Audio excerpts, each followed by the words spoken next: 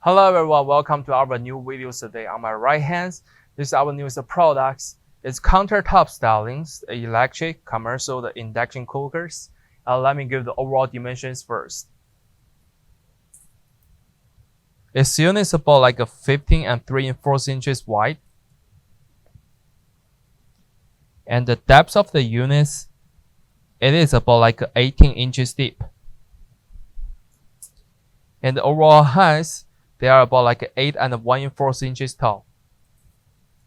For this cooking space area, for this pan, it's about like 8 inches diameters.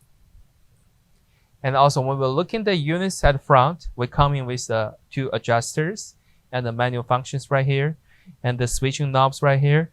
And also we do have stickers on the side of the units. They coming from the manufacturer cost sheets. They give you the units using the 220 powers and using the single phase about like a 5,000 kilowatts.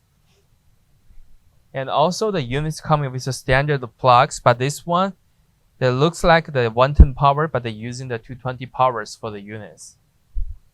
And this will be the all demonstration information about the products. If you do have more questions, feel free to contact with us. Thank you.